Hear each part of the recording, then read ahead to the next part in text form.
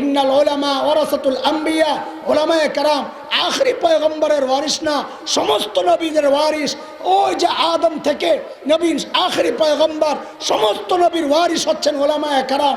বলে এই আলেমরা তোমরা মূর্তি ভাঙতে চাও কেন? বলে কেন ভাঙবো না, আমরা মূর্তি ভাঙ্গার মহান পুরুষ খলিল ইব্রাহিমের ওয়ারিস। বলে মাঝে মধ্যে মারামারি করতে চাও কেন? অপরাধ দেখলে তোমার তেমন চাপা খুলালাম। বলে কেন? আমরা চাপা খোলা নবী হযরতে মূসা আলাইহিস সালামের ওয়ারিস। কয় তোমরা ক্ষমতায় যাইতে চাও কেন? কেন যাইব না, আমরা রাষ্ট্র পরিচালনা করা হযরত সুলাইমান আলাইহিস সালামের ওয়ারিস। আরে কেন কল্লা মাঝে মধ্যে নিতে চাও, মাঝে মধ্যে দিতে চাও, কেন চাইব না, আমরা নবী জাকারিয়ার ওয়ারিস। আল্লামা বাবনগরী কেন বদদুয়া দিল আগে এটা কর, অন্য জায়গায় যাওয়ার দরকার নাই। কারণ বাবনগরী হযরত নবী নূহ আলাইহিস সালামের ওয়ারিস। কার ওয়ারিস? আরে কথা কও, কার ওয়ারিস? বলে নূহ আলাইহিস সালাম কি করছেন? তুই কোরআন খোল, সূরা নূহ খোল। নূহ আলাইহিস সালাম আল্লাহর কাছে বিচার দিয়েছেন, ওমাকারু মাকরান কুব্বারা, আল্লাহ এরা মারাত্মক চক্রান্তে লিপ্ত। তো আল্লাহ বলে কি করছে? ওয়াকালু লা তাযারুন্না আলিহাতাকুম ওয়ালা তাযারুন্না ওয়াদ্দা ওয়ালা সুওয়া ওয়ালা ইয়াগুস ওয়া ইয়াউক ওয়া নাসরা ওয়াকাদ আযাল্লু কাসীরা। আল্লাহ এরা বলে কি জানেন? কয় আমাদের প্রতিমাগুলারে ছাড়বা না, বিশেষ করে আমাদের নেতা, আমাদের বুজুর্গ যাদের ভাস্কর্য আমরা বানাইছি, ওয়াদ, সুয়া, ইয়াগুস, ইয়াউক, নাসার, এই 5 বুজুর্গের ভাস্কর্য এগুলোকেও ছাড়া যাবে না। আল্লাহ নিজরা তো আকাম করে করে আবার বহু মানুষকে গুমরা করে।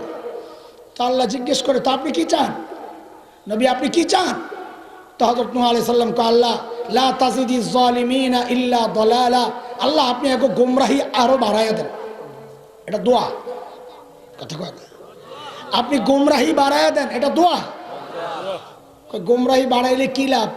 নূহ আলাইহিস সালাম জানেন গুমরাহি বাড়লেই তো শাস্তি আসবে, ভিতরে ভিতরে ওইটা যে আপনি শাস্তি দিয়ে শেষ করে দেন। যেই দেখছে গুমরাহি বেড়ে গেছে, এখন নূহ আলাইহিস সালাম আবার দোয়া করতেছেন, রাব্বিলা তাযার আলাল আরদি মিনাল কাফিরিনা দাইয়ারা, আল্লাহ জমিনে এদের অস্তিত্ব আপনি রাখেন না, সব ধ্বংস করে দেন। এটা দোয়া, কথা বলেন, আরে কথা বলেন। তো নূহ আলাইহিস সালামের ওয়ারিস আল্লামা বাবনগরী বদদুয়া কইরা কোন দোষটা করছে রে? বল আমাকে, কোন অপরাধটা করলেন? সুশীল সাজনা, সুশীলগিরি দেখাও। অথচ এই কুলাঙ্গাররা যখন আমার নবীকে গালি দেয়, ও সুশীল তুই তখন কই থাকস, কই থাকস? আলহামদুলিল্লাহি ওয়া কাফা ওয়া সালামুন আলা ইবাদিহিল্লাযীনা ইসতাফা। أما بعد فأعوذ بالله من الشيطان الرجيم. بسم الله الرحمن الرحيم. وإن نكثوا أيمانهم من بعد عهدهم وطعنوا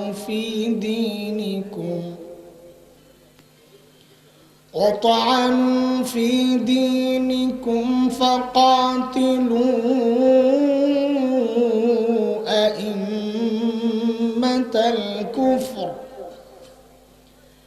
إنهم لا أيمان لهم لعلهم ينتهون.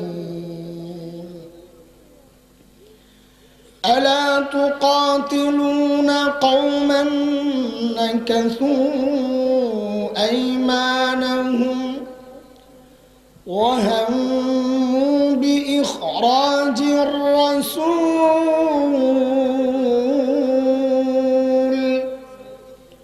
وهم بدؤوكم أول مرة أتخشونهم فالله أحق أن تخشوه إن كنتم مؤمنين.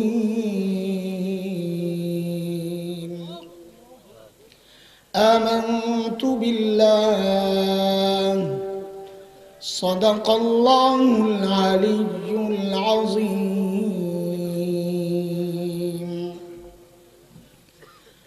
হযরত শাহ সুলতান রহমতুল্লাহি আলাইহি সমাজ কল্যাণ পরিষদ কর্তৃক আয়োজিত আজকের এই তাফসীরুল কোরআন মাহফিলের চলতি অধিবেশনের সম্মানিত সভাপতি, উপস্থিত হযরত উলামায়ে কেরাম, মুরব্বিয়ানে আযম, দূর দূরান্ত থেকে আগত ইসলাম প্রিয় সুধী সমাজ, প্রিয় ছাত্র ভাইয়েরা, যুবক বন্ধুরা, পর্দার আড়ালের মা ও বোন, আল্লাহ সুবহানাহু ওয়া তাআলার অশেষ করুণা দয়া, যে মহান মালিক লাখো কোটি মানুষ থেকে বাছাই করে দ্বীনি এই মজলিসে আমাকে আপনাকে একত্রিত করেছেন, এটা মালিকের অনেক বড় দয়া আর করুণা। কোরআন আল কারীমের মধ্যে আসছে, আল্লাহ বলেন, দিন বুঝার জন্য আমি যার দিলটা খুলে দেই, দিন বুঝার মানসিকতা যাকে দান করি, ওই বান্দা সারাক্ষণ আমার স্পেশাল নূরের আওতায় থাকে। দুর্ভাগ্য তার জন্য যার দিল শক্ত, দিন বুঝতে চায় না। আলেমরা বুঝায় একটা, পোড়া কপাল বুঝে উল্টাটা।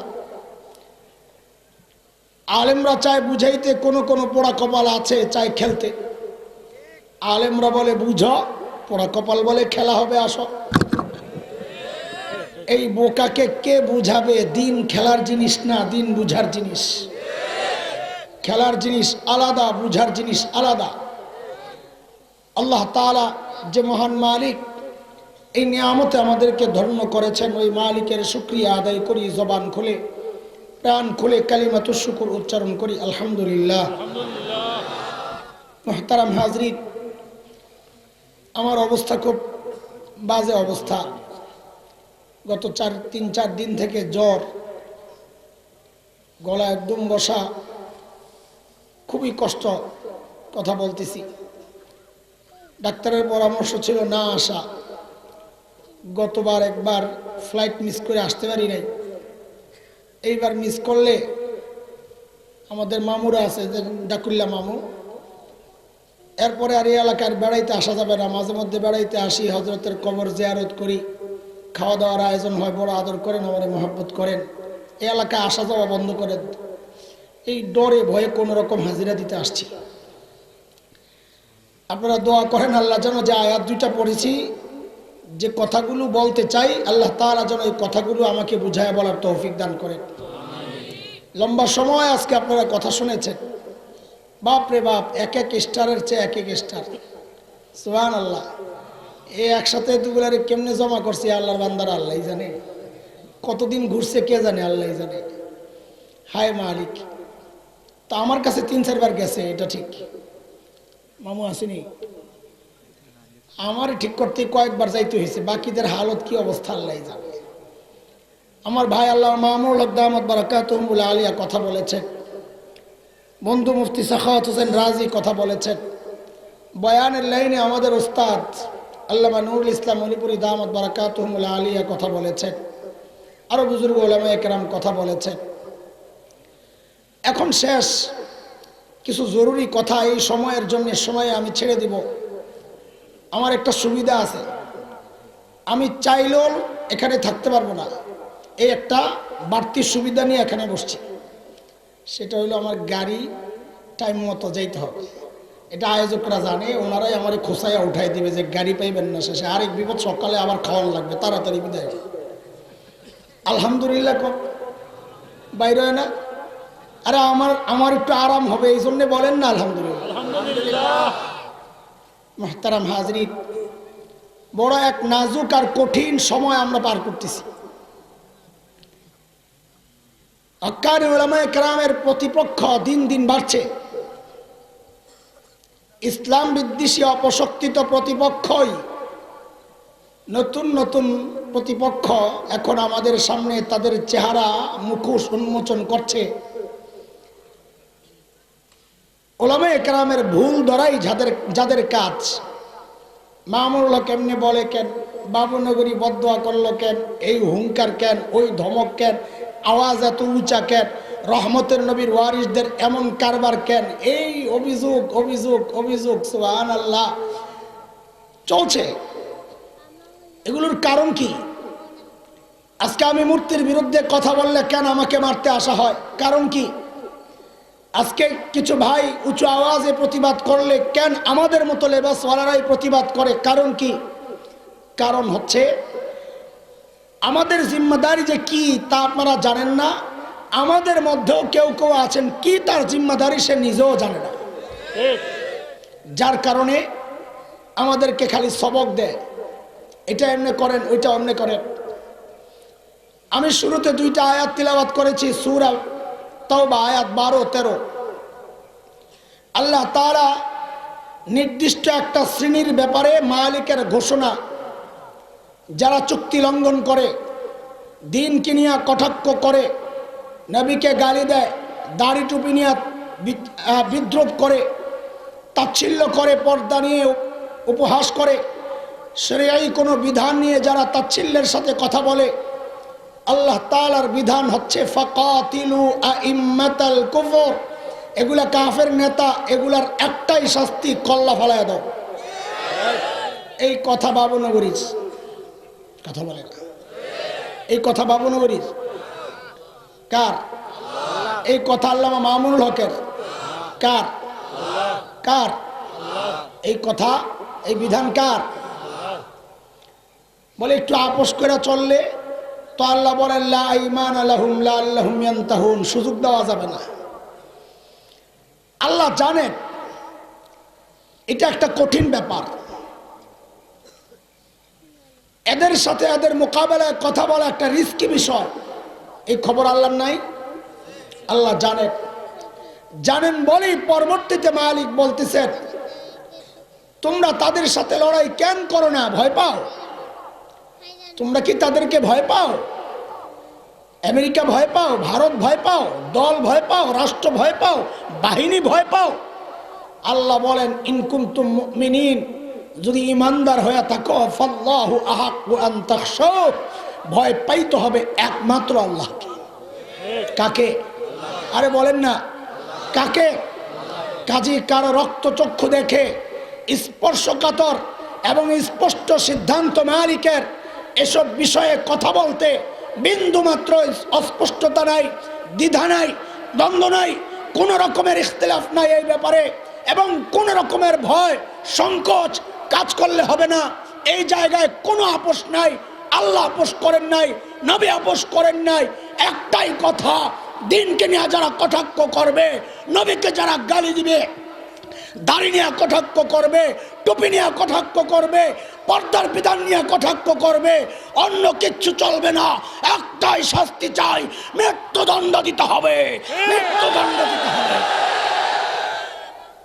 এই বিধানকার কথা বলেন, এই বিধানকার বাপরে। রহমতের নবীর ওয়ারিসরা এত গরম কেন? রহমতের নবী তো খুব নরম ছিলেন, তাই না? ও ভাই কথা বলেন। আমাদেরকে এখন কেউ কেউ বুঝায়, একটু হিকমতের সাথে কথা বলেন না। কদিন আগে এক মুরব্বী হাত ধরে কয় বাজান সময়টা ভালো না, একটু চুপ থাকলে কি হয়? তা আমি বলি হযরত, সময় ভালো না বলেই তো কথা বলা দরকার। সময় ভালো হলে আর কথা বলার দরকার কি ছিল? আরে চুপ তো থাকবো সময় ভালো হলে, সময় খারাপ বলেই তো কথা বলা দরকার। আমার কাজটা কি? আমি আলেম, আমার কাজটা কি? হালুয়া খাওয়া? আমি কথা বললে চাকরি চলে যাবে, আমি কথা বললে ওয়াজ বন্ধ হয়ে যাবে, মাদ্রাসা খানকা বন্ধ হয়ে যাবে, আমার সাথে সরকারের সম্পর্ক নষ্ট হবে, একটা সুসম্পর্ক চলছে সেখানে বাধার তৈরি হবে। এই জন্য আমি কথা বলবো না, দিন আক্রান্ত হবে, শরীয়ত আক্রান্ত হবে, আমি চুপচাপ থাকবো। হাতে পায়ে ধরি, শাইখুল হিন্দের সন্তান হিসাবে, হযরত মাদানীর সন্তান হিসাবে নিজেকে পরিচয় দিও না, আল্লাহর হস্তে পরিচয় দিও না। শাইখুল হিন্দের সন্তানরা এই বিষয়ে চুপ থাকতে পারে না। চাকরির ভয়ে ওয়াজ বন্ধ হবে, হালুয়া বন্ধ হবে, এই ভয়ে শাইখুল হিন্দের রুহানি সন্তানরা, হযরত মাদানীর রুহানি সন্তানরা চুপ থাকে নাই, চুপ থাকবে না, থাকতে পারে না ইনশাআল্লাহ, পারে না ইনশাআল্লাহ। আমাদেরকে বুঝায় একটু হিকমতের সাথে বলেন, ঠিক আছে বলেন, একটু হিকমতের সাথে বলেন। বহুদিন চিন্তা করছি এইটা কোন হিকমত, চুপ থাকতে কয় এটা কোন হিকমত। অনেক খুঁজে টুজে পাইছি।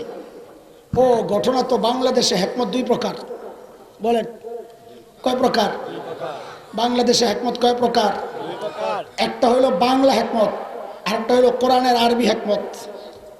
বাংলা হিকমত কোনটা? বাংলা হিকমত হচ্ছে পিঠ বাঁচানোর জন্য। আয় মাদ্রাসার ছাত্র ভালো করে আমার তারিফটা মুখস্থ কর। বাংলা হিকমত পিঠ বাঁচানোর জন্যে সত্যকে গোপন কইরা তালে তালে চলতে থাকা, এর নাম বাংলা হিকমত। বুঝেন না এই কথা? এরা আমাদেরকে যে নসিহত করে হিকমতের, ওই হিকমত হইল পিঠ বাঁচানোর জন্যে সত্যকে গোপন করে তালে তালে চলতে থাকা, এর নাম কি? কথা বলে না, এর নাম কি? আরেকটা হিকমত হলো কোরআনের হিকমত। কোরআনে যেটা আসছে, ইউতিল হিকমাতা মান ইয়াশা ওয়া মান ইউতাল হিকমাহ ফাকাদ উতিয়া খায়রান কাসীরা ওয়া মা ইয়াযাক্কারু ইল্লা উলুল আলবাব। আল্লাহ বলেন ওই হিকমত আমি যাকে দিয়েছি তাকে প্রভূত কল্যাণ দিয়েছি। ওইটা কোন হিকমত? ওই হিকমত হচ্ছে দিন রক্ষার জন্যে যদি মালিকের হুকুম হয় তুমি চুপ থাকবা, তো চুপ থাকা হিকমত। যদি মালিকের নির্দেশ আসে কথা বলবা, তো কথা বলা হিকমত। যদি মালিকের নির্দেশ আসে কারো গর্দান থেকে কল্লা ফালাইয়া দাও, কল্লা ফালাইয়া দেওয়া হিকমত। যদি মালিকের নির্দেশ আসে নিজের কল্লা ফালাইতে হবে, তো নিজেকে শাহাদাতের জন্যে প্রস্তুত করা, পেশ করা, ওইটার নাম হিকমত। যেখানে যা প্রয়োগ করা দরকার সেখানে প্রয়োগ করা, ওইটার নাম হচ্ছে হিকমত। সব জায়গায় মিন মিন ওয়াজ করা, কবরের ওয়াজ করা, এর নাম হিকমত না, এর নাম বাংলা হিকমত। হালুয়া খাওয়ার জন্যে সত্যকে গোপন করে তালে তালে চলতে থাকা। কথা বলেন ঠিক? এরা চায় আমরা যেন গুলিস্তানের হালুয়া বিক্রেতা হই। ও ভাই, গুলিস্তানের হালুয়া বুঝেন আপনারা? ঢাকার গুলিস্তান চিনেন?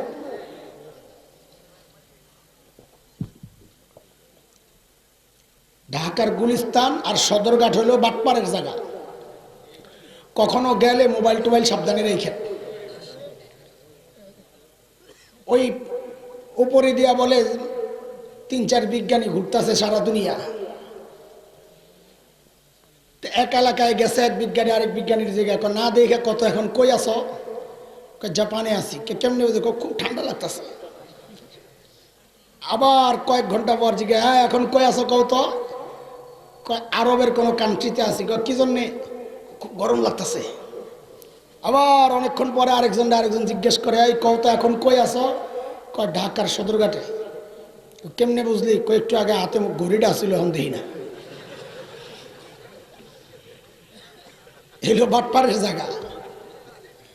ছোটবেলায় আমরা দেখতাম বাটপাড়রা হালুয়া বেচে, লোকজন দাঁড় করাইয়া। এক ফাইল হালুয়া। কোন রোগের? চোখের ব্যথা, কানের ব্যথা, নাকের ব্যথা, ঠোঁটের ব্যথা, কপালের ব্যথা, মাথায় ব্যথা, সর্দি কাশি, জ্বর, আমাশা, গিরাই গিরাই ব্যথা, জন্ডিস, আরো বহু রোগ আছে যেগুলো শর্মে আমি কইতে পারতেছি না। তোরা বুঝা লইস। সব রোগের এক চিকিৎসা গুলিস্তানের হালুয়ার এক ফাইল। একটু বলেন তো বুঝা শুনা, এটা বিজ্ঞ ডাক্তার না বাটপার ডাক্তার? বাটপার। কেন? কারণ সব রোগের এক চিকিৎসা হইতে পারে না। অভিজ্ঞ ডাক্তার রোগীর অবস্থার উপর নির্ভর করে চিকিৎসা দিবে। যদি দেখে রোগী প্রাথমিক একটু জ্বর, তো তারে হালকা প্যারাসিটামল সিরাপ দিয়ে বিদায় করবে। আর যদি দেখে রোগী আমার মতো 4-5 দিনের জ্বর, তো একটু সিরাপ দিবে, একটু অ্যান্টিবায়োটিকও দিতে পারে। যদি দেখে না রোগী আর একটু কঠিন, তো তারে অ্যান্টিবায়োটিকও আবার সাথে ইঞ্জেকশনও দিতে হইতে পারে। যদি দেখা যায় রোগী অপারেশনের রোগী, তো তাকে সিরাপ দেওয়া বিজ্ঞ ডাক্তারের কাজ না, তখন তাকে অপারেশন করাই হচ্ছে বিজ্ঞ ডাক্তারের কাজ। কথা কন ঠিক কিনা? ঠিক বিজ্ঞ আলেমদের অবস্থানটাও তাই।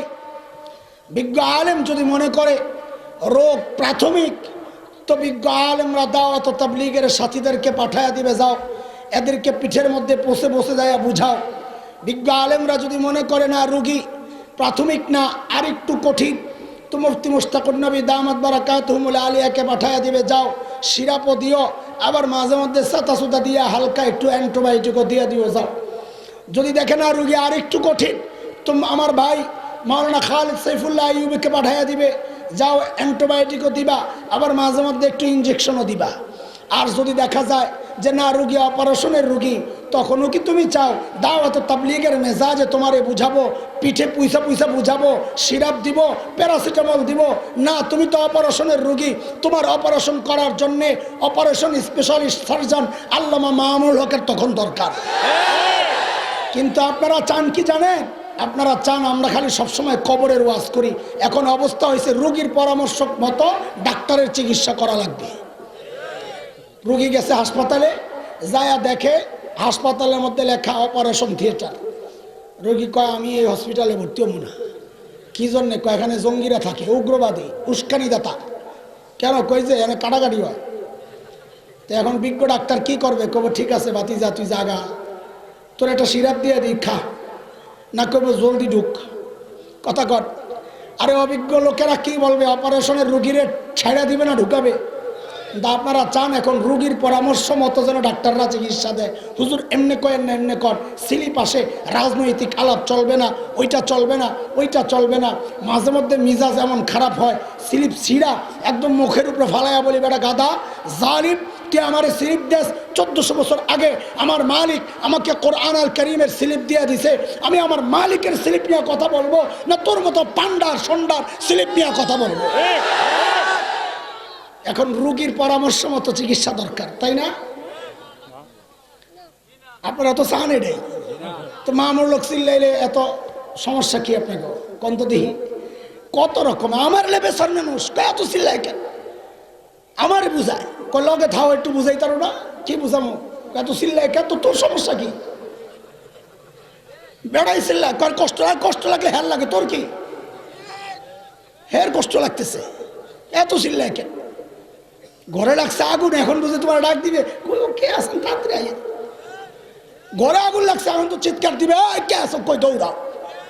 এখন তোমার যদি অনুভব না আসে যে আগুন লাগছে, এটা তোমার সমস্যা। তুমি কেন বুঝতেছো না যে দিন আর শরিয়ার ঘরে, স্বাধীনতার ঘরে আগুন লাগছে, ডাকাত ঢুকছে? এখন অভিভাবক যারা, এখন ঘরওয়ালা যারা, তাদেরকে জাগানো পাহারাদারের দায়িত্ব। সে চুপচাপ বসে চকলেট খাইলে সে তো তার দায়িত্ব জিম্মাদারি আদায় করছে না। ভাই কথা শুরু করছিলাম, আর একটা যাইতেছি অন্য জায়গায়, বলতেছিলাম আসলে আমাদের দায়িত্বটা কি? আপনারা কি বুঝছেন? কেন এই আমাদের বিরুদ্ধে দাঁড়ায় যান কিছু হইলেই? সমস্যাটা কোন জায়গায়? সমস্যা একটাই, সুশীল আছে কিছু সুশীল। ওই সুশীলরা বলে রহমতের নবীর ওয়ারিসরা তো চিল্লাইবে কেন? চিল্লাইতে চিল্লাইতে গলাটার অবস্থা করছে কি দেখো, কি মায়া আমার জন্য। সুবহানাল্লাহ। আল্লামা বাবনগরী দামাত বারাকাতুহুমুল আলিয়া বদদুয়া করলেন, আল্লাহ মামুনুল হকের দাড়ি আর টুপিওয়ালা ছবিটার মধ্যে যারা পেশাব করে ছবি প্রকাশ করলো, আগুন দিয়া জ্বালায়া দিল, আল্লাহ তুমি এদেরকে ধ্বংস করে দাও। আরে বাপরে বাপ, সুশীলদের আওয়াজ রহমতের নবীর ওয়ারিস এইভাবে বদদুয়া করতে পারে? কারবার দেখছে? খালি দোষ খুঁজে। শুনেন, ওলামায়ে কেরাম মাঝে মধ্যে কেন তো কঠোর হন রহমতের নবীর ওয়ারিসরা? রহমতের নবী মানে আপনি বুঝছেন কি? আগে কর, ওই কথায় পরে আসতেছি, আগে বুঝেন হাদিসটা কি আসলে। ওই হাদিসের তর্জমায় ভুল করার কারণে আমাদের মূল গন্ডগোল। হাদিস হইল ইন্নাল উলামা ওয়ারাসাতুল আম্বিয়া। তর্জমা করেন আপনারা, কর বলেন হাদিসের তর্জমা বলেন। নবীগণ বলে রাসূলের ওয়ারিস, নিশ্চয় আলেমগণ কার ওয়ারিস? নবীজির ওয়ারিস। দেখছেন তর্জমায় ভুল করছে, গন্ডগোল তো লাগে জায়গায়। আরে গন্ডগোল তো মূল এই জায়গায় গন্ডগোল। ও মাওলানা সাহেব বসা, জিজ্ঞেস করেন নিশ্চয়ই উলামায়ে কেরাম আলেমরা নবীর ওয়ারিস না নবীদের? আল আম্বিয়া এক বচন না বহু বচন? আরবি কায়দা জিজ্ঞেস করেন উলামায়ে কেরাম, মুহাক্কিক আলেমের অভাব নাই। আরবি নিয়ম হচ্ছে জমা জমা বহু বচনের আগে দিয়ে যদি আল আসে, আলিফ লাম, তখন আমাদের পরিভাষা এগুলা বুঝবেন না আপনারা, ইস্তেগরাকের ফায়দা দেয়, মানে টোটাল টোটাল। মানে হাদিসের তর্জমা কি আসলো, ইন্নাল উলামা ওয়ারাসাতুল আম্বিয়া, উলামায়ে কেরাম আখরি পয়গম্বরের ওয়ারিস না, সমস্ত নবীদের ওয়ারিস। ওই যে আদম থেকে নবী আখরি পয়গম্বর, সমস্ত নবীর ওয়ারিস হচ্ছেন উলামায়ে কেরাম। বলে এই আলেমরা তোমরা মূর্তি ভাঙতে চাও কেন? বলে কেন ভাঙবো না, আমরা মূর্তি ভাঙ্গার মহান পুরুষ খলিল ইব্রাহিমের ওয়ারিস। বলে মাঝে মধ্যে মারামারি করতে চাও কেন? অপরাধ দেখলে তোমার তেমন চাপা খুলালাম। বলে কেন? আমরা চাপা খোলা নবী হযরতে মুসা আলাইহিস সালামের ওয়ারিস। কয় তোমরা ক্ষমতায় যাইতে চাও কেন? কেন যাইব না, আমরা রাষ্ট্র পরিচালনা করা হযরত সুলাইমান আলাইহিস সালামের ওয়ারিস। বলে কেন করলা, মাঝে মধ্যে নিতে চাও মাঝে মধ্যে দিতে চাও, কেন চাইব না, আমরা নবী জাকারিয়ার ওয়ারিস। আল্লামা বাবনগরী কেন বদদুয়া দিল, আগে এটা কও, অন্য জায়গায় যাওয়ার দরকার নাই। কারণ বাবনগরী হযরত নবী নূহ আলাইহিস সালামের ওয়ারিস। কার ওয়ারিস? আরে কথা কও, কার ওয়ারিস? বলে নূহ আলাইহিস সালাম কি করছেন? তুই কোরআন খোল, সূরা নূহ খোল। নূহ আলাইহিস সালাম আল্লাহর কাছে বিচার দিয়েছেন, ওমাকারু মাকরান কুব্বারা, আল্লাহ এরা মারাত্মক চক্রান্তে লিপ্ত। তো আল্লাহ বলে কি করছে? وقالوا لا تذرن آلهتكم ولا تذرن ودا ولا سواعا ولا يغوث ويعوق ونسرا وقد أضلوا كثيرا। আল্লাহ এরা বলে কি জানেন, কয় আমাদের প্রতিমাগুলারে ছাড়বা না, বিশেষ করে আমাদের নেতা আমাদের বুজুর্গ যাদের ভাস্কর্য আমরা বানাইছি, ওয়াদ সুয়া ইয়াগুস ইয়াউক নাসার, এই 5 বুজুর্গের ভাস্কর্য এগুলোকেও ছাড়া যাবে না। আল্লাহ নিজরা তো আকাম করে করে আবার বহু মানুষকে গুমরাহ করে। তো আল্লাহ জিজ্ঞেস করে, তো আপনি কি চান নবী, আপনি কি চান? তো হযরত নূহ আলাইহিস সালাম কে আল্লাহ লা তাজিদিজ জালিমিনা ইল্লা দালালা, আল্লাহ আপনি এক গুমরাহি আরো বাড়াইয়া দেন।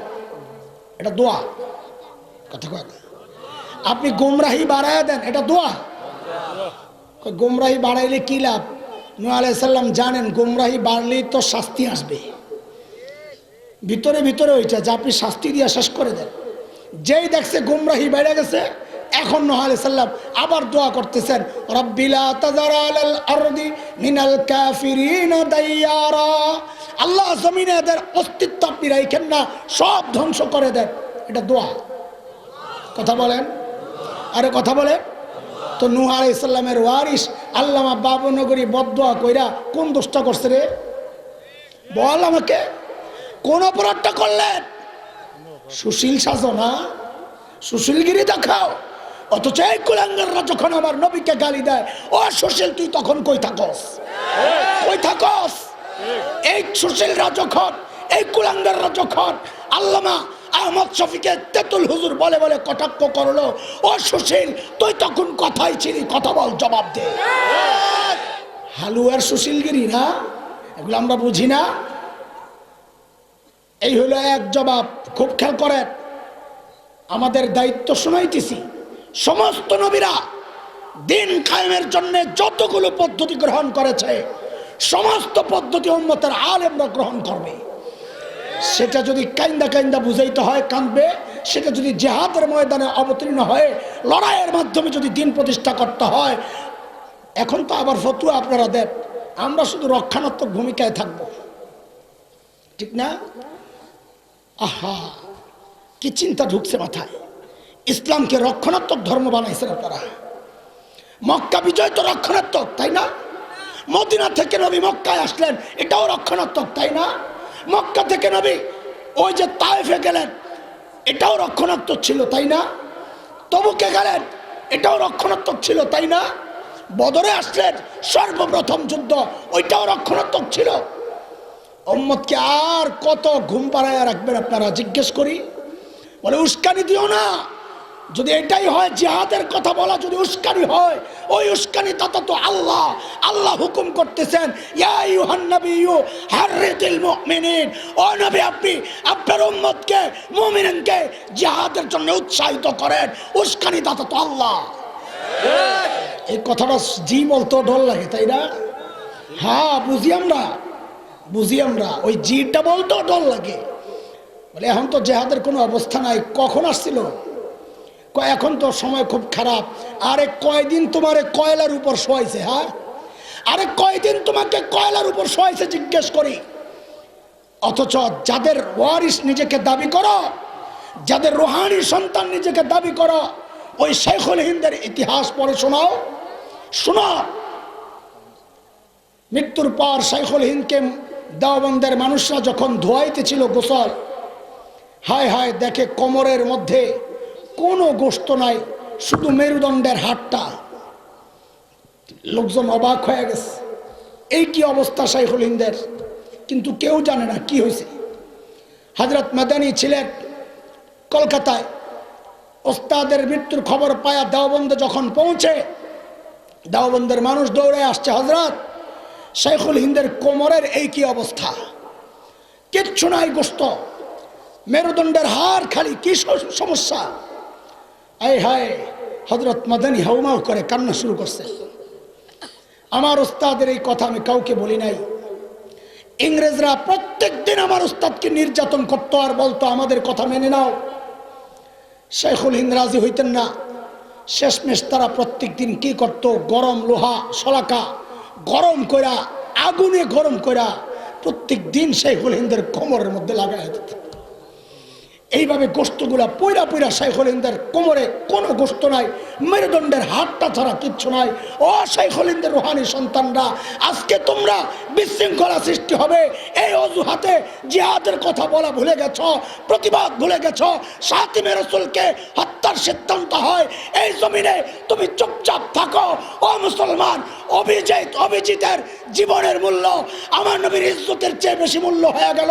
নবীর ইজ্জত যারা নষ্ট করে তাদের ফাঁসির রায় হয় না, আর ওই সমস্ত কুলাঙ্গারকে যারা হত্যা করে তাদের ফাঁসির রায় হয়। উম্মতে মুসলিমা এটা মানতে পারে না, মানতে পারে না, মানতে পারে না। আল্লাহু আকবার। ইসলাম জিন্দাবাদ, জিন্দাবাদ। ইসলামের শত্রুরা হুঁশিয়ার সাবধান।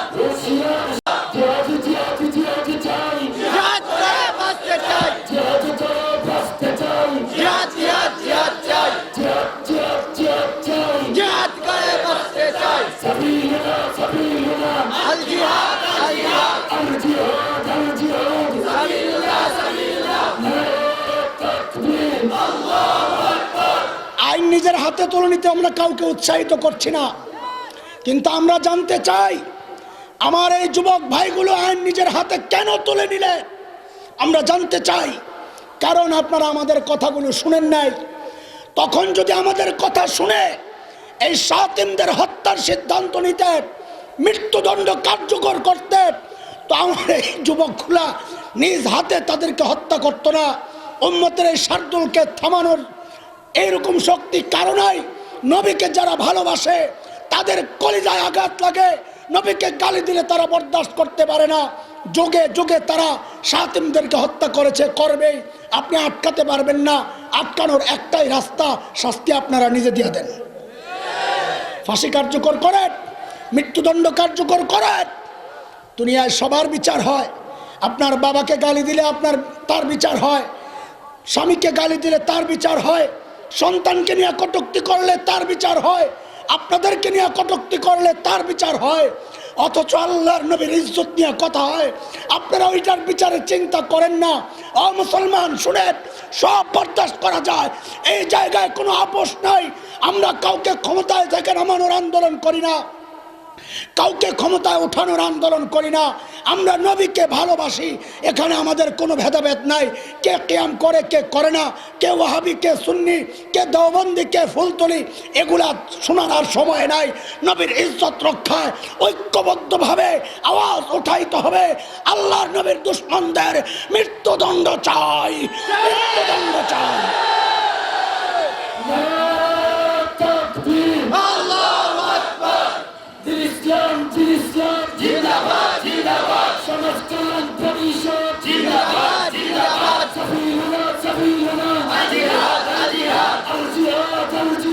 সাবিলুনা সাবিলুনা আমার নবী তোমার নবী বিশ্ব নবী বিশ্ব নবী বিশ্ব নবী সবার নবী আমার নবী তোমার নবী তাকবীর আল্লাহু আকবার। মুহতারাম হাজরিন, আমাদের মাথায় একটা কথা সেট করে দেওয়া হয়েছে, আমরা রহমতের নবীর ওয়ারিস।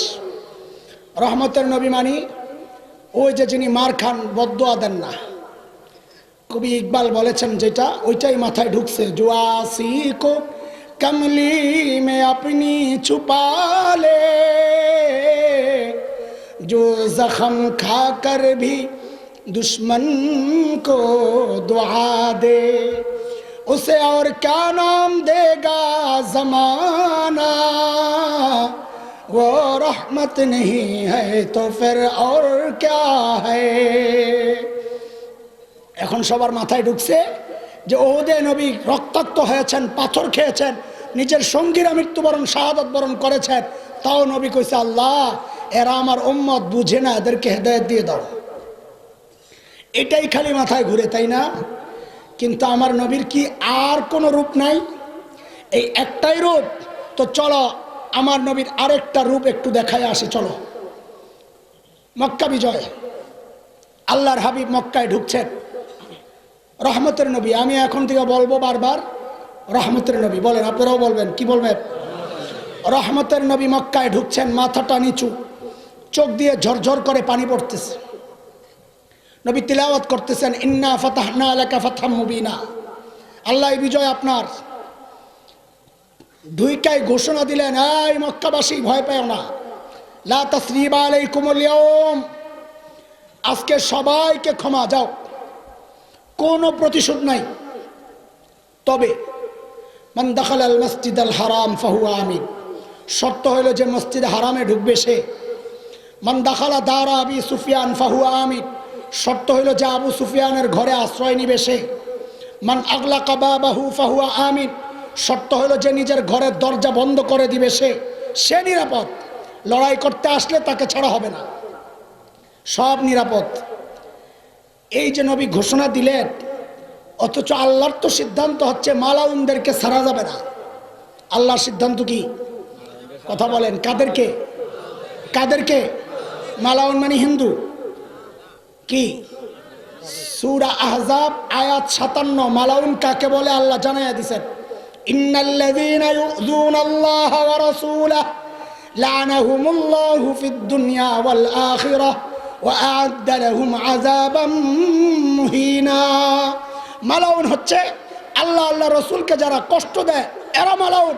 সে যদি আমার মতো দাড়িওয়ালাও হয় ওইটাও মালাউন, জুব্বাওয়ালা হয় ওইটাও মালাউন, খানকাওয়ালা হয় ওইটাও মালাউন। কথা কর। আল্লাহর নির্দেশ, মালাউন যেখানে পাওয়া যাবে, সূরা আহজাব আয়াত 61, মালাউন যেখানে পাওয়া যাবে, মালউনিনা আইনামা সুকিফু উখিযু ওয়া কুতিলু তাকতিলা, মালাউন যেখানে পাওয়া যাবে ধৈরাই কল্লা ফালাইয়া দিতে হবে। সিদ্ধান্ত কার?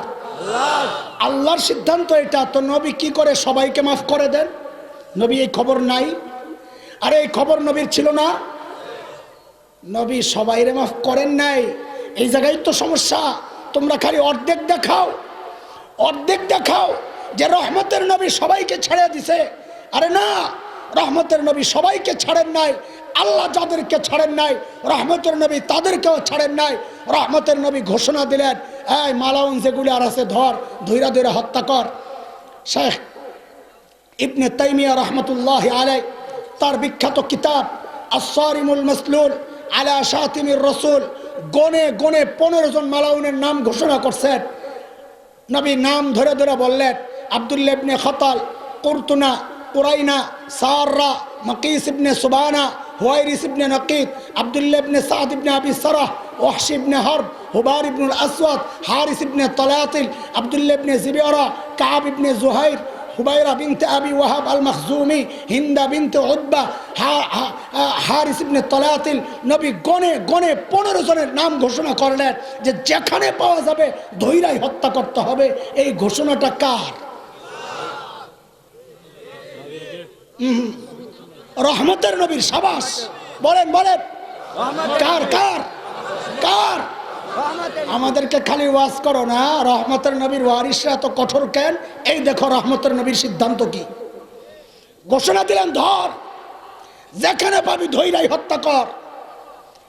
সাহাবায়ে কেরাম তো অস্থির হয়ে গেছে, কেন আসছিল তো সবগুলোরে সাইজ করবে, এখন তো নবী সিদ্ধান্ত জানিয়ে দিলেন যে না মাত্র 15টা। কয়টা? তো ধরেন রাগ আসছিল 1 কেজি, 1 কেজি ভাগে পড়তো 10,000-এর উপরে, এখন তো কমতে কমতে 15 জনের উপরে আয়া পড়ছে, তাহলে কেজি এক একজনের ভাগে রাগ অনেকটি পড়ছে না? এখন তো পাইলে পুরা আউলেজোলো করে ফেলে, এইরকম খোঁজতাছে, কই বাইর কর। সব পালাইছে চারোদিকে। আব্দুল্লাহ ইবনে খাতাল কাবার গিলাফ দিয়া যায় নিজেরে জড়াইছে। এই মনে করছে কি মুসলমানরা কাবার ইজ্জত করে, গিলাফ দিয়া জড়াইলে মনে হয় আমারে ছেড়ে দিব। ওই যে নির্বাচনের আগে দিয়া পাবলিক যা করে, হুজুররা টুপিরে মোহাব্বত করে, নির্বাচনের আগে টুপিটা লাগাইলে মনে হয় আমারে ভোটটা দিব। কাবার গিলাফ দিয়া নিজেরে জড়াইছে, যে কাহিনী তো ফিটিং, নিচে দিয়া তো পাও দেখা যায়। আসসারিমুল মাসলুল আলা শাতিমির রাসূল কিতাবে এই গল্পগুলো যখন পড়ি, ছোটবেলার গল্প একটা মনে পড়ছে। নতুন বউ শ্বশুরের সাথে বসতে ভাত খাইতে, তো আগেরকার দিনে তো ওই যে মাটির মধ্যে বসতো, পিড়া পিড়া কি বলে, খাটনি বলে, খাটের মধ্যে বসছে। তো খাটের মধ্যে বসলে তো পিছনের রাস্তা নিয়ন্ত্রিত থাকে না খুব একটা, বায়ু ছুটে গেছে টুস করে। হাসিস না, বায়ু ছাড়া এটা কোনো দোষের কিছু না, সবাই হয়, হাসার কি আছে। ঠুস করে বেরিয়েছে। এখন বউ তো নতুন বউ, শ্বশুরের সামনে লজ্জা, কি করছে, প্লেটের মধ্যে আঙ্গুলটা দিয়ে এরকম খালি গুতা মারে, ক্রত ক্রত আওয়াজ হয়। শ্বশুরে বুঝাইলো, আব্বা আগে যে আওয়াজটা হয়েছে আপনি যেটা মনে করছেন ওইটা না, এটা আমার আঙ্গুলের গুতার আওয়াজ। শ্বশুর চিন্তা করছে, বউ তো প্রত্যেক দিন এই কাম করবো, কয়দিন আর এইভাবে আমারে ধোকা দিব, শরম যা ভাঙ্গার আজ কি ভাঙ্গাইয়া দিই। তো শ্বশুরও বিড়াল কম না, শ্বশুর কয়, বৌমা আওয়াজটা নাইলে কোনো রকম ঢাকলা, কিন্তু গন্ধটারে কি করবা?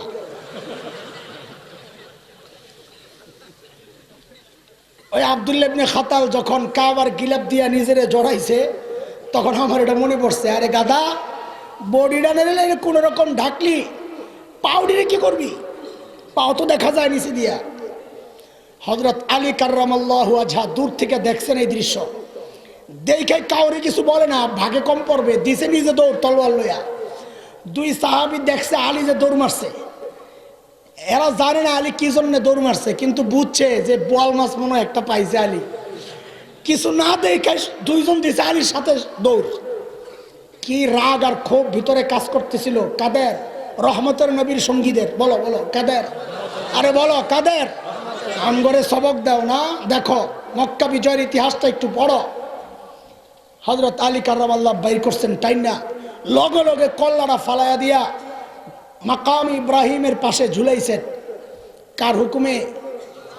আরে কার হুকুমে? শেষ হয় নাই। হযরত ওসমান নবীর অত্যন্ত প্রিয় মানুষ, তাই না? দুইটা মেয়ে নবীর, যার হাতে নবী তুলে দিয়েছেন, এমন বিশ্বস্ত মানুষ ওসমান। আর ইসলামের কত খিদমত ওসমান করেছেন। হযরত ওসমানের আপন দুধ ভাই, ওই 15 জনের একজন আব্দুল্লাহ ইবনে সাদ ইবনে আবি সারাহ। ও মুসলমান, খেয়াল করো, হযরত ওসমান হাতটা ধইরাই নবীর ডান পাশে নিয়ে আসছেন। ইয়া রাসূলুল্লাহ, আমার দুধ ভাই আব্দুল্লাহ ইবনে সাদ ইবনে আবি সারাহ, আমি তার নিরাপত্তা চাই। আল্লাহর হাবিব মুখটারে ফিরাইয়া ফেলছেন। বলেন কে ফিরাইছেন? আরে বলেন না, আমগরে নসিহত করেন, দেখেন নবী কি করে। রহমতের নবী মুখ ফিরাইয়া ফেলছেন। হযরত ওসমান আবার আব্দুল্লাহ ইবনে সাদ ইবনে আবি সারাহকে বাম পাশে নিয়ে গেছেন। ইয়া রাসূলুল্লাহ, আমার দুধ ভাই নিরাপত্তা চাই। নবী আবার মুখ ফিরাইছেন। এই কোন নবী? কোন নবী? নসিহত করার আগে ইতিহাসগুলো আরেকবার পড়ো। হযরত ওসমান আবার ডান পাশে এসে বলেন, ইয়া রাসূলুল্লাহ, আমার দুধ ভাই নিরাপত্তা চাই। নবী আলাইহিস সালাম ইসলাম কবুলের শর্তে নিরাপত্তা দিয়েই সাহাবীদেরকে বললেন, এই আমার সাহাবীরা, আমি যে এদিক ওদিক তাকায়া কাল ক্ষেপণ করতেছিলাম, এই সুযোগটা গ্রহণ কইরা কেন তোরা আব্দুল্লাহর কল্লাটা ফালাইয়া দিলি না? বলেন এই কথা কার? আজকে যদি এই কথা বাবুনগরী কইতো, আজকে যদি এই কথা মামুনুল হক বলতো, এই আমার হুকুমের অপেক্ষা কেন করস, সাতিমদেরকে দইরাই মাইরা ফেল, তখন কি কইতা? কইতা রহমতের নবীর ওয়ারিস গো, এমন অবস্থা বলতা, তাই না? দেখো রহমতের নবী কি বলে, কথা শেষ হয় নাই। সাহাবায়ে কেরাম তো হতাশ, হায় বোয়াল মাছটা ছুটে গেল, সুযোগটা কেন গ্রহণ করলাম না? সাহাবায়ে কেরাম বলেন, ইয়া রাসূলুল্লাহ, একটু চোখের ইশারায় যদি বলতেন ওরে সাইজ কর। আহা, এখানে আইসা নবী তার আখলাক প্রকাশ করেছেন। কারে বলো কি, আমি নবীর শান না চোখের ইশারায় কথা বলা। নবীরা যা বলেন তো ডাইরেক্ট বলেন। এই জন্যই তো আমাদেরকে তোমাদের পছন্দ না। কেন? আমরা তো তোমাদের রাজনীতির মারপেস বুঝি না। যা বলি তো ডাইরেক্ট বলি, বাঁচলে বাঁচবো, মরলে মরবো, দিনের ব্যাপারে কারো সাথে আপোষ করতে রাজি না, আপোষ করতে রাজি না। মুসলমান, কিভাবে বুঝাবো তোমাদেরকে? নিজের দায়িত্ব বুঝো। ওলামায়ে কেরাম নিজের দায়িত্ব বুঝে। আমার দায়িত্ব খালি দাওয়াত না, আমার দায়িত্ব তাকলিবে দ্বীন। খালি বলে এইভাবে ওয়াজ করে কেন, কি দাওয়াতি আন্দাজ নাকি? আমার কাজ কি খালি তোমার দাওয়াত দেওয়া? এটাই আমার কাজ। বলে এইভাবে চিল্লান কেন গাদা? আল্লাহর নবী যখন ভাষণ দিতেন, হাদিস পড়ে দেখ, মিম্বর থরথর করে কাঁপতো। কেন? নবী নরম নরম কথা কইতেন, এই জন্য মিম্বর কাঁপতো। নবীর চেহারা লাল হয়ে যাইতো। কেন? নবী কবরের ওয়াজ করতেন, খালি এই জন্য চেহারা লাল হয়ে যাইতো। নবীর দুই পাশের রগগুলো ফুলে যেত। কেন? নবী আস্তে আস্তে কথা কইতেন, এই জন্যে। দোষ খালি মামুনুল হকের, তাই না? সমস্যা হচ্ছে নিজে বলতে পারে না। এখন মানুষের সামনে নিজের ওই চেহারা কেমনে দেখাবে? তো বিরোধিতা শুরু করছে। কারণ বিরোধিতা করলে একটা লাভ, সেটা হলো ওয়াজ বন্ধ হবে না। বিরোধিতা করলে একটা লাভ, খানকা বন্ধ হবে না। বিরোধিতা করলে একটা লাভ, দরজ বন্ধ হবে না। বিরোধিতা করলে একটা লাভ, ইমামতি যাবে না। পরে থাকতোর ওই ইমামতি লইয়া, পরে থাকতোর ওই দরজগা লইয়া, পরে থাকতোর ওই খানকা লইয়া। খোদার কসম, সময় আসছে এই তরুণ যুবকরা যখন জানবে, জাগবে ইমান রক্ষার জন্যে, তখন ওই খানকায় আগুন জ্বলবে, আগুন জ্বলবে, আগুন জ্বলবে।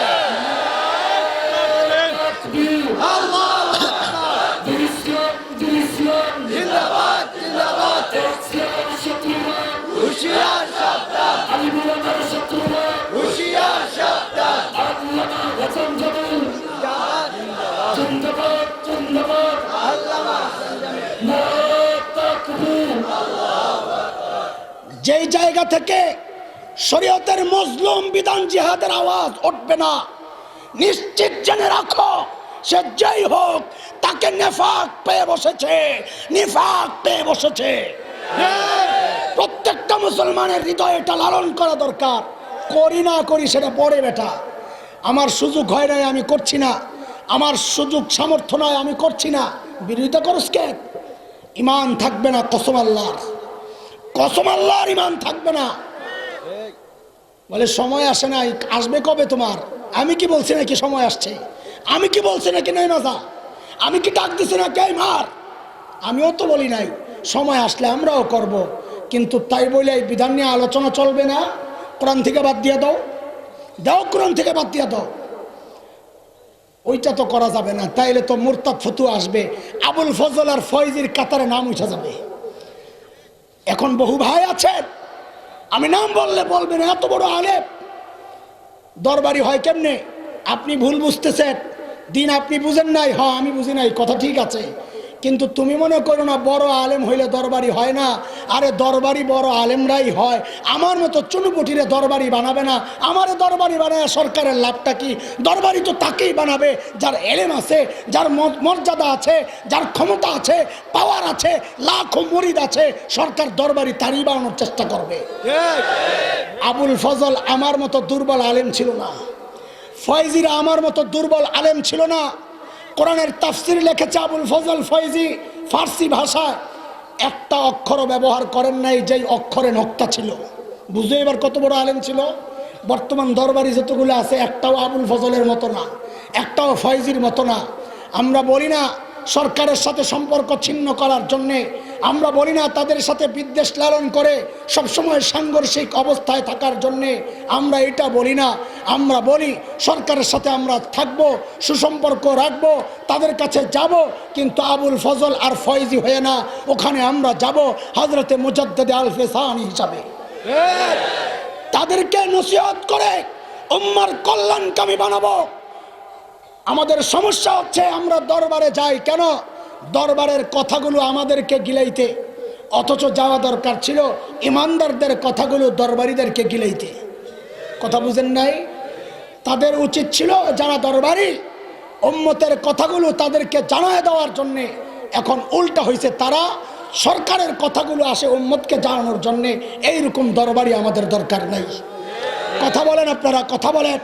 এইরকম দরবারি আমাদের, সে যেই হোক, যত বড় খানকার বুজুর্গ হোক, যত বড় দায়িত্বশীল হোক, যত বড় শাইখুল হাদিস হোক, যত বড় মুহাদ্দিস হোক, যে আল্লামা সরকারের নীতি আমাদের উপর চাপায়া দিতে চাইবে, সরকারি সিদ্ধান্ত আমাদের উপর চাপায়া দিতে চাইবে, যেই সিদ্ধান্ত ইসলামের সাথে সাংঘর্ষিক, শরীয়তের সাথে সাংঘর্ষিক, দেওবন্দি আদর্শের সাথে সাংঘর্ষিক, ওই রকম আল্লামাকে মানতে রাজি না, মানতে রাজি না, মানতে রাজি না।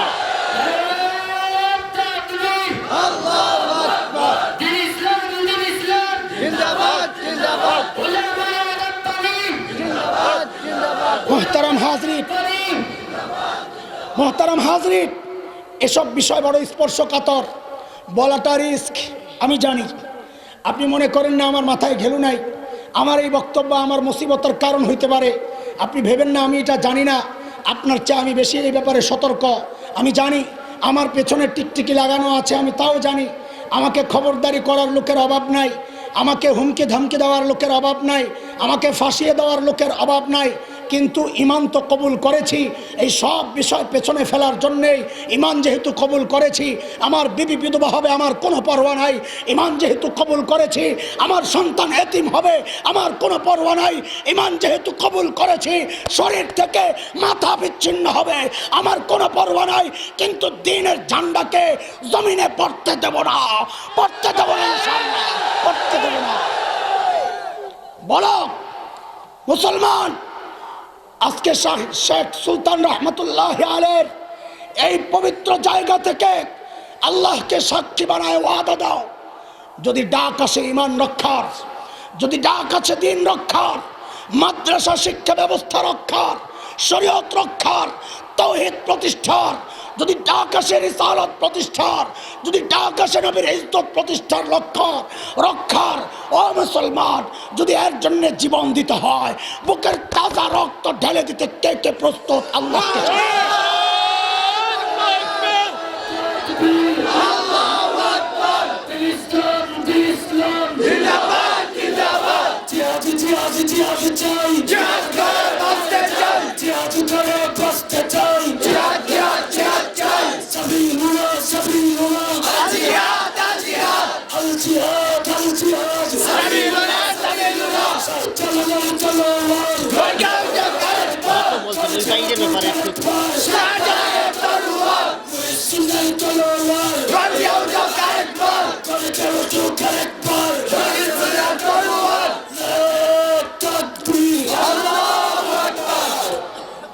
আমি শেষ করছি। আমি আগেই বলেছি, যেহেতু আমার গাড়ি আছে, আমার শহরে যেতে হবে। আজকের এই বিশাল জনসমুদ্রে এই পয়গামও আমরা দিতে চাই। আমরা কাউকে আইন নিজের হাতে তুলে নেওয়ার জন্য উৎসাহিত করি না, এই নির্দেশও আমরা দেই না। তবে নবীর ইজ্জত রক্ষায়, সাতিমে রসুলকে, নবীকে যারা গালি দেয়, এদেরকে যদি আমার কোনো ভাই নবীর মহব্বতে হত্যা করে ফেলে, দুনিয়ার শরীয়তের এমন কোনো আইন নাই, দুনিয়ার এমন কোনো আলেম নাই ফতোয়া দিবে যে এই লোকটাকে মৃত্যুদণ্ড দিতে হবে। বরং আমরা স্পষ্ট করে বলতে চাই, বরং কেউ যদি এদেরকে মৃত্যুদণ্ডের রায় দেয়, সে সরাসরি শরীয়তকে চ্যালেঞ্জ করলো। মুসলমান বুঝেন নাই কথা? নবীকে গালি দিয়েছে যেই বিশ্বজিৎ, তাকে যেই ভাইরা হত্যা করেছে, তারা আইন নিজের হাতে তুলে নিয়েছে। ঠিক করেছে না বেঠিক করেছে, এইটা আমার সিদ্ধান্ত না, আমি বলছি না। কিন্তু এই আইন নিজের হাতে তুলে নেওয়ার কারণে তাদের বিরুদ্ধে যে মৃত্যুদণ্ডের রায় হয়েছে, আমরা বলবো আল্লাহর নবীর ইজ্জতে এই রায়কে প্রত্যাহার করতে হবে। এই রায় মুসলমান মেনে নিতে পারে না, এই রায় মুসলমান মেনে নিতে পারে না। কারণ এই রায় বাস্তবায়ন মানে হচ্ছে বিশ্বজিতের জীবনের মূল্য আমার নবীর ইজ্জতের চেয়ে বেশি। নাউজুবিল্লাহ। এই বিশ্বাস কোনো মুসলমান করতে পারে না। কেউ যদি বিশ্বাস করে তার ঈমান থাকবে না। আমরা বেঈমান হয়ে কবরে যাব না ঈমান নিয়ে, তাইলে আওয়াজ উঠাইতে হবে এই রায় প্রত্যাহার করা হোক, এই রায় বাতিল করা হোক। সবার একটাই দাবি, এই রায় বাতিল করতে হবে, বাতিল করতে হবে। বলো, বাতিল করতে হবে, বাতিল করতে হবে, রায় বাতিল করতে হবে।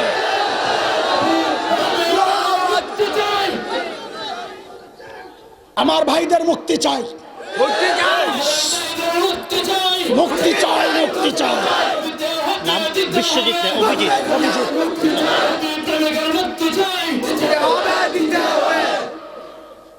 বসেন। 7 মে রসুল বিশ্বজিৎ না অভিজিৎ? বিশ্বজিৎ ছিল এক কর্মী ছাত্রলীগের, যাকে তার ভাইরা হত্যা করেছে। অভিজিতের কথা বলছিলাম। এইরকম আরো যে সমস্ত নাস্তিকগুলো আছে, অবিলম্বে তাদের ফাঁসির রায় কার্যকর করেন। তাইলে কেউ আইন নিজের হাতে তুলে নেবে না।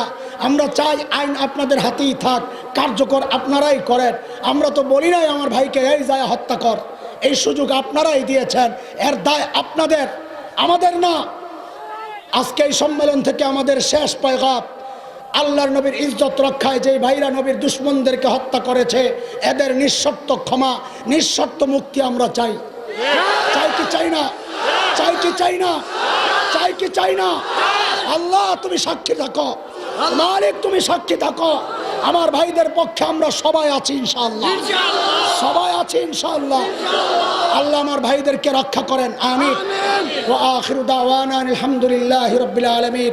সুবহানাল্লাহি ওয়া বিহামদি, সুবহানাকাল্লাহুম্মা বিহামদিক, আশহাদু আল্লা ইলাহা ইল্লা আনতা, আস্তাগফিরুকা ওয়া আতুবু ইলাইক। আল্লাহুম্মা সাল্লি আলা সাইয়্যিদিনা